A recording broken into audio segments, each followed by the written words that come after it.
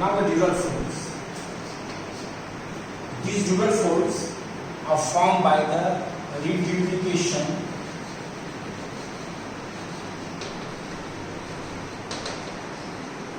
of meningeal layer.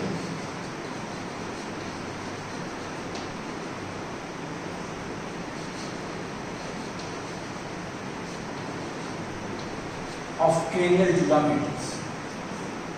The function of this dural folds are: it divides the cranial cavity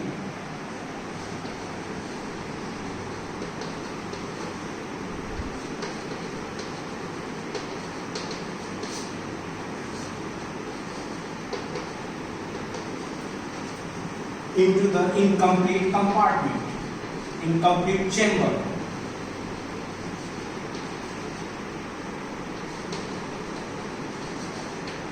That lodges the various parts of the brain. The single cavity now divided into the various compartments by these dural folds. Then these dural folds restrict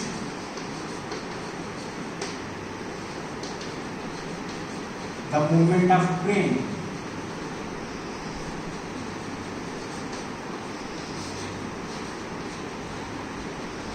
Restricts the movement of the brain during the movement of the head, as a result of which it prevents the injury of breathing veins.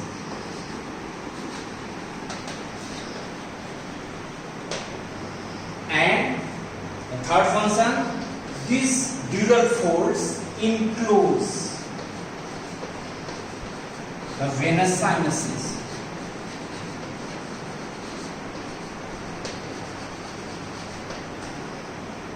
For example, it is the inferior sagittal sinus. Inferior sagittal sinus, which is present in the fold of the falx cerebri.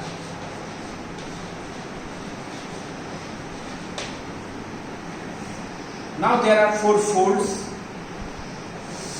of the durameters. We will discuss one by one. The first, it is the falx cerebri. This falx cerebri is a crescent shape.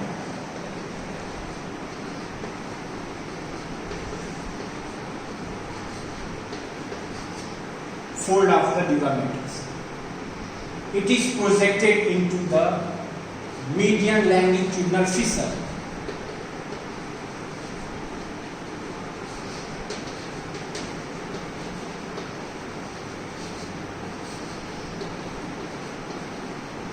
It is projected into this median longitudinal fissure between the 2 cerebral hemispheres. This falx cerebri, it has the 2 ends. This is the anterior end.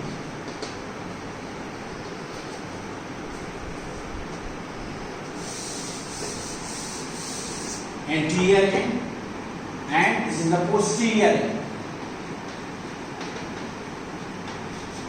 It has the 2 ends. 2 border are margins.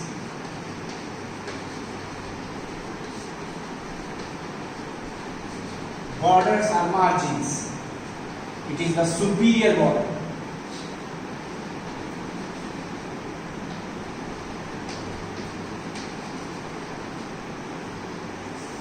And this is the inferior border.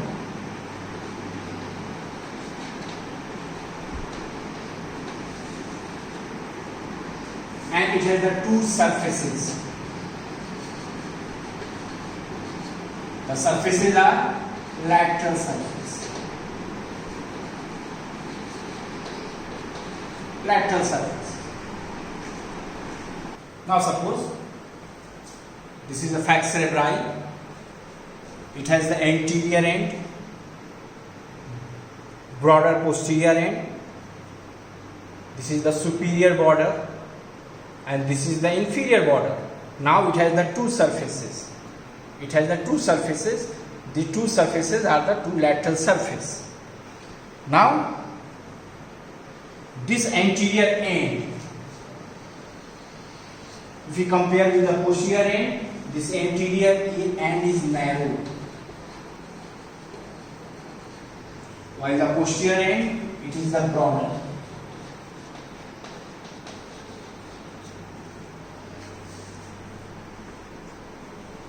This anterior end is attached to the crista iliae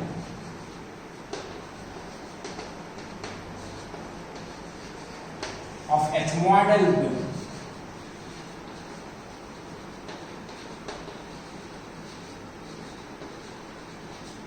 This anterior end attached to the crista iliae of the ethmoidal bone, while this posterior end is attached to the superior surface.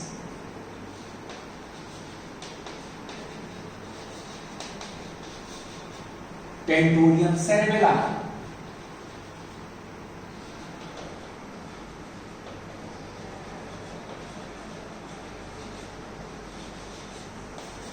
Superior surface of the tentorial surface provides attachment to this posterior end. Now the superior border. The superior border is convex.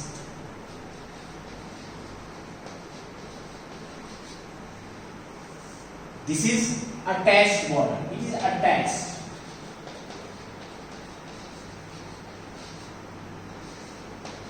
Border.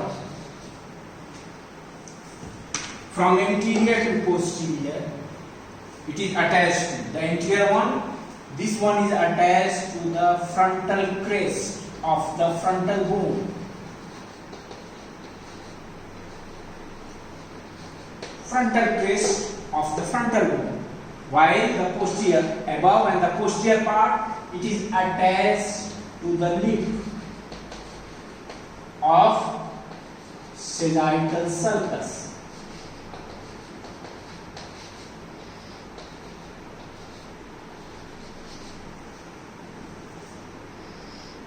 While the inferior border, lower border, it is free.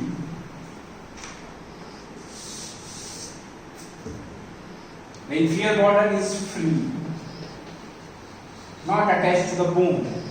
This inferior border is concave, and this inferior border is projected above the corpus callosum of the brain.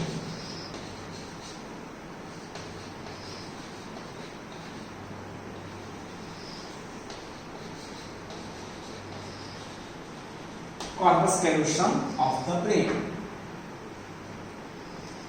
Now, the dural venous sinus present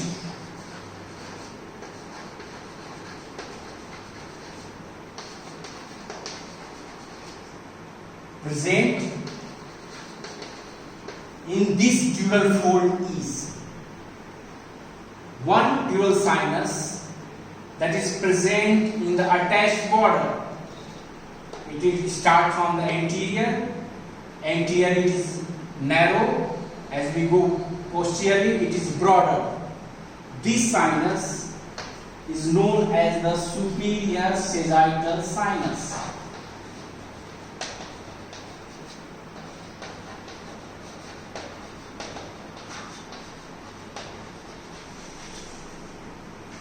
The second sinus, which is present in the free border, lower border, concave border of this flex cerebri. This starts from the middle and goes posteriorly. This sinus is known as the inferior sagittal sinus.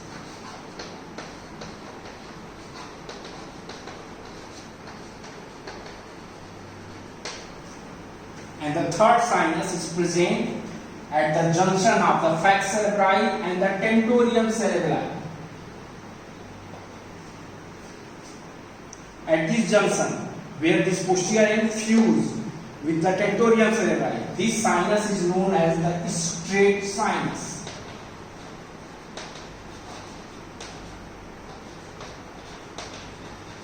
So, The dual venous sinus present in the falx cerebri. It is the superior sagittal sinus. It is the inferior sagittal sinus, and then it is the straight sinus. What is the dual venous sinus? We will discuss in the next class.